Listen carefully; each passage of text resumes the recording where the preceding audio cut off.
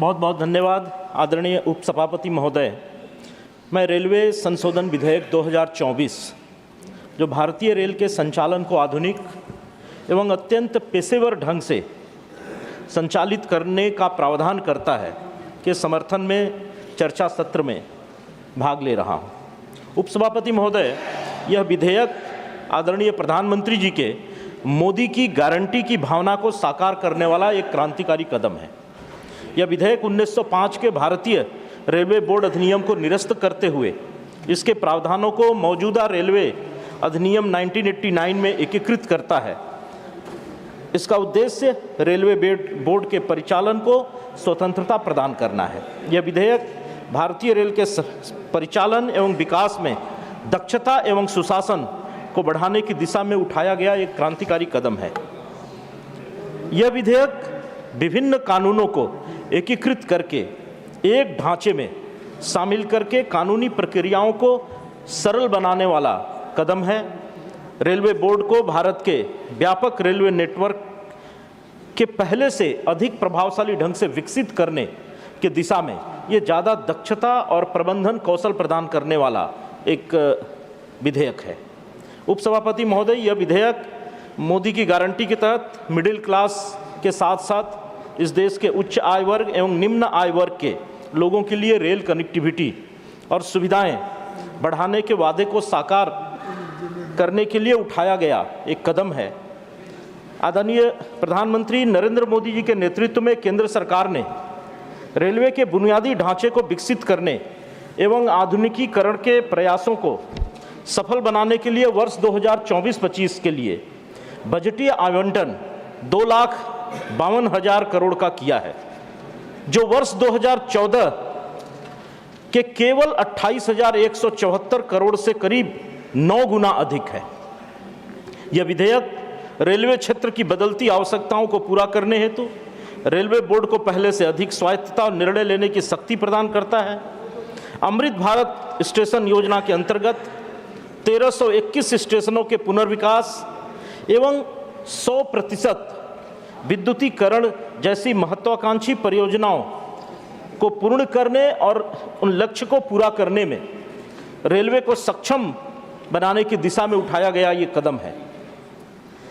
अत्याधुनिक वंदे भारत ट्रेनों की शुरुआत, कवच ट्रेन सुरक्षा प्रणाली का कार्यान्वयन, भारत के प्रमुख शहरों में मेट्रो नेटवर्क का विस्तार करने में हमारी भारतीय रेल सक्षम हो सके, उसके लिए हर प्रकार के संसाधन और तकनीकी उपलब्ध कराने की दिशा में हमें ज़्यादा आसानी होगी।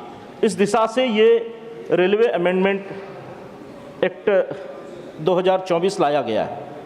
महोदय, 2004 से 2014 के कालखंड में जब देश में यूपीए की सरकार थी, तब इन 10 वर्षों में केवल 5,188 किलोमीटर विद्युतीकरण का कार्य हुआ था। वहीं 2014 से 2024 के 10 वर्षों में जब देश में आदरणीय प्रधानमंत्री नरेंद्र मोदी जी के नेतृत्व वाली एनडीए की सरकार है, तो रेलवे ने 39,013 किलोमीटर का विद्युतीकरण का कार्य पूरा किया है। कांग्रेस के नेतृत्व वाली यूपीए सरकार 2009 से 2014 के मध्य रेलवे के आधारभूत संरचनाओं के विकास के लिए जहां 2,30,000 करोड़ दिए थे, वहीं माननीय नरेंद्र मोदी जी के नेतृत्व वाली एनडीए सरकार ने 2014 से अब तक 8,50,000 करोड़ रुपए रेलवे को दिए हैं। भारतीय रेल को दुनिया की सबसे सुरक्षित रेल सेवा बनाने की दिशा में आदरणीय मोदी जी ने राष्ट्रीय रेल सुरक्षा कोष स्थापित कर कवच एवं एलटीई बेस्ड कम्युनिकेशन सिस्टम जैसे सुरक्षा प्रणालियों के निरंतर विकास की रूपरेखा बनाई है। 2004 से 2014 में कुल 1711 रेल दुर्घटनाएं हुई थी, यानी प्रतिवर्ष करीब 171 रेल दुर्घटनाएं, औसतन 171 रेल दुर्घटनाएं। वहीं अब 2014 से 24 में ये घट के कुल 678 दुर्घटनाएं हुई हैं, प्रतिवर्ष केवल 24। तो ये अपने आप में दर्शाता है कि जो सुरक्षा के उपाय किए गए हैं 2014 के बाद से, वो कितने कारगर सिद्ध हुए हैं। कवच सुरक्षा प्रणाली 1415 रूट किलोमीटर पर डिप्लॉयड की जा चुकी है। और आगे 3000 किलोमीटर पर और डिप्लॉय करने की योजना है। 2004-5 में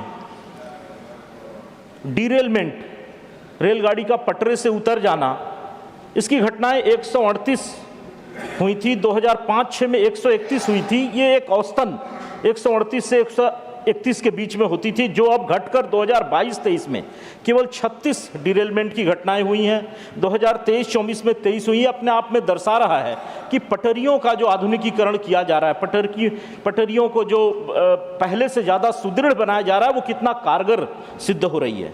रेलवे इलेक्ट्रिफिकेशन की दिशा में 100% इलेक्ट्रिफिकेशन का लक्ष्य लेकर भारत सरकार चल रही है।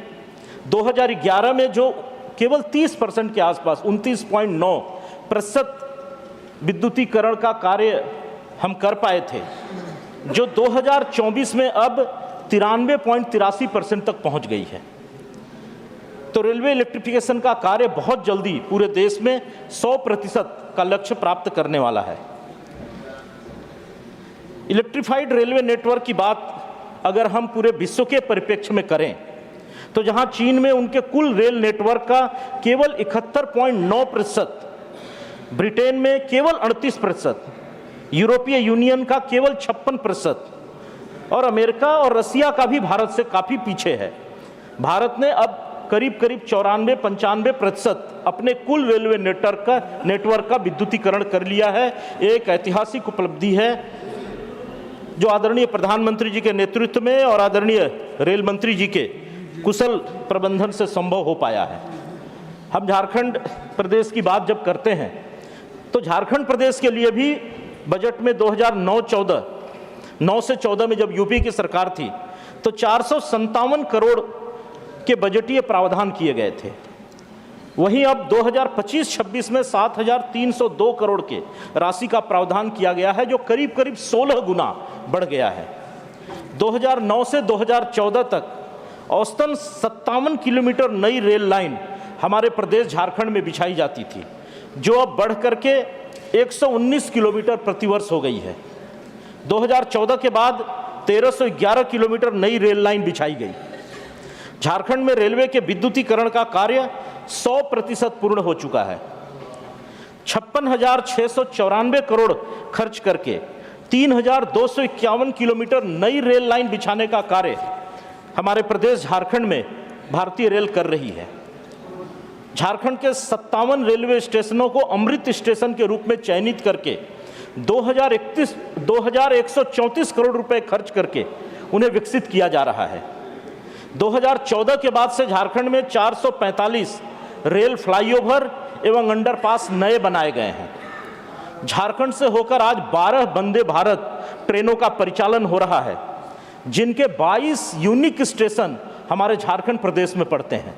तो इस प्रकार से आप देखेंगे कि भारत में रेलवे का एक समग्र विकास आदरणीय प्रधानमंत्री जी, आदरणीय रेलवे मंत्री जी के नेतृत्व एवं देखरेख में हो रहा है। मैं पुनः एक बार आदरणीय प्रधानमंत्री जी का और आदरणीय रेलवे मंत्री जी का आभार व्यक्त करते हुए इस रेलवे अमेंडमेंट बिल 2024 का समर्थन करते हुए अपनी वाणी को विराम देता हूं। बहुत बहुत धन्यवाद।